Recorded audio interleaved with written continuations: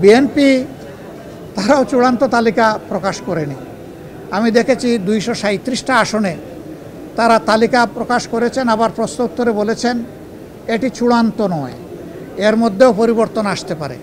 আমরা কিন্তু 1 বছর আগেই প্রায় এই তালিকা বিভিন্নভাবে আঞ্চলিকভাবে আমরা এটা জানিয়ে দিয়েছি। চূড়ান্ত তালিকাটা সময় মতো আমরা ইনশাল্লাহ কেন্দ্রের পক্ষ থেকে ঘোষণা করব। আমাদের মধ্যে মতানৈক্য হোক, তবে দোয়া করেন মত বিরোধ যেন না হয়। মতের ভিন্নতা থাকবে, এটাই গণতন্ত্রের সৌন্দর্য।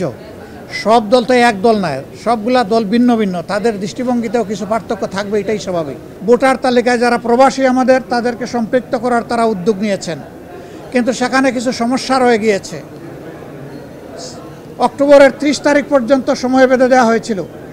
এই সময়ের ভিতরে যে সফটওয়্যার এখানে ইনস্টল করা হয়েছে এটা ফাংশন করে নাই প্রপারলি, যার কারণে আগ্রহ থাকা সত্ত্বেও, চেষ্টা থাকা সত্ত্বেও অনেকেই কিন্তু ভোটার হতে পারেননি।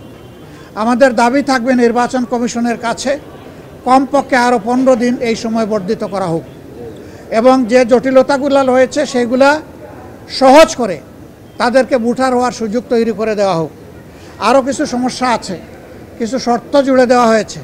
আমরা বলবো একজন নাগরিকের প্রমাণের জন্য তার আইডি কার্ড, ন্যাশনাল আইডি যথেষ্ট। তার পাশাপাশি যদি তার একটা পাসপোর্ট থাকে, ভ্যালিড পাসপোর্ট, তাহলে আর কিছুরই প্রয়োজন হয় না।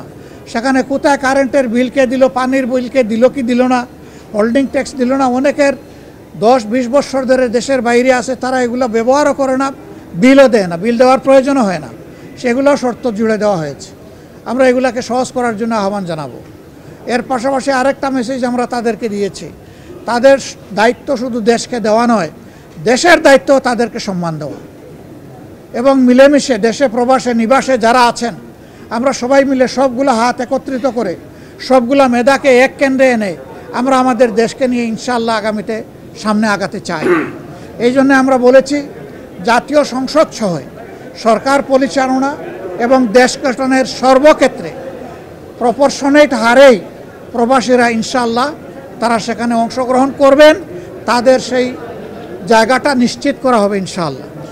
এটা হয়তো সময় লাগবে, এটা আজকেই বললে আজকেই হবে না, কিন্তু এটি আমাদের স্বপ্ন বুনলে একদিন আল্লাহ তাআলা বাস্তবায়ন করবেন ইনশাআল্লাহ। আমরা সেই স্বপ্নের দিকে আগাবো আল্লাহ চাইলে।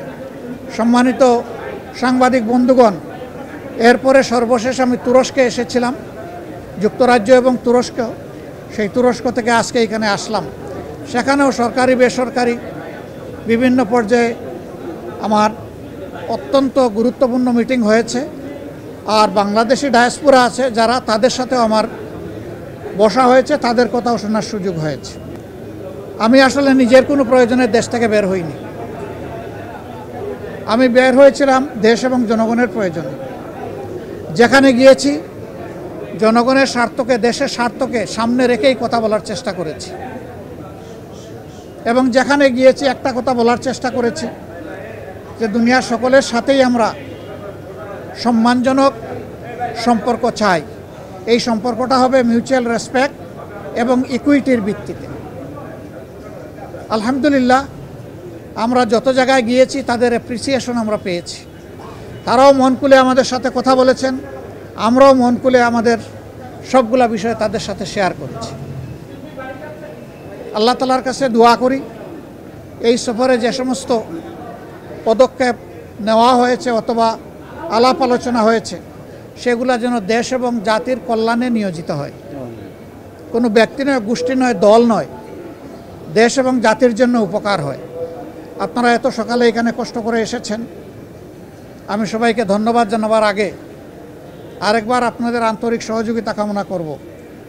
আসলে আপনারা জাতির, ব্যক্তিগতভাবে জাতির বিবেক, আর আপনাদের হাউসগুলো দর্পণ। আমরা সমাজের এই দর্পণ এবং জাতির বিবেকের কাছে দেশ গড়ার অভিযাত্রায় জামাতে ইসলামী যে সমস্ত কর্মসূচি ঘোষণা করছে যা দেশ এবং জাতির কল্যাণে, আমরা এই সবগুলোতে আপনাদেরকেও আমাদের সাথে চাই। কারণ আপনারা এই সমাজ থেকে বিচ্ছিন্ন নন, আপনারা শুধু সাংবাদিক নন, আপনারা এই দেশের নাগরিকও বটে। অতএব আমরা যে নাগরিক অধিকারটা নিশ্চিত করে একটা মানবিক বাংলাদেশ গড়তে চাই, বৈষম্যহীন বাংলাদেশ গড়তে চাই, এই ক্ষেত্রে আপনাদের ভূমিকা হবে অগ্রগণ্য, সেটা আমরা প্রত্যাশা রাখি। কারণ সাংবাদিকরা যখন জাতির কল্যাণের সিদ্ধান্ত নেন, জাতি তখন কল্যাণের পথ খুঁজে পায়। আল্লাহ রাব্বুল আলামিন আপনাদেরকে জাতির কল্যাণে কবুল করুন। সবাইকে আরেকবার ধন্যবাদ। আসসালামু আলাইকুম ওয়া রাহমাতুল্লাহ।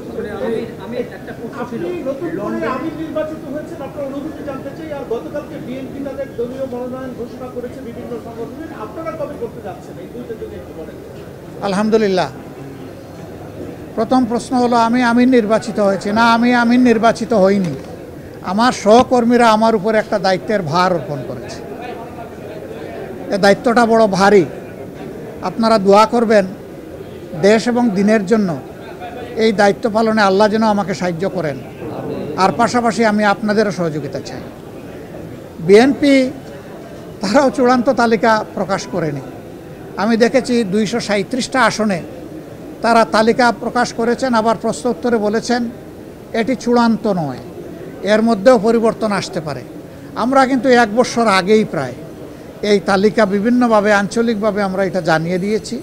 চূড়ান্ত তালিকাটা সময় মতো আমরা ইনশাল্লাহ কেন্দ্রের পক্ষ থেকে ঘোষণা করব। তবে যেহেতু আমরা একা ইলেকশন করব না, আরও অনেককে আমরা ধারণ করব, দেশ এবং জাতির স্বার্থে সব দিক বিবেচনা করেই চূড়ান্তভাবে যথাসময় ইনশাল্লাহ আমরা প্রার্থী ঘোষণা করব। আমি বুঝতে পেরেছি যে এই মতানৈক্য কেন।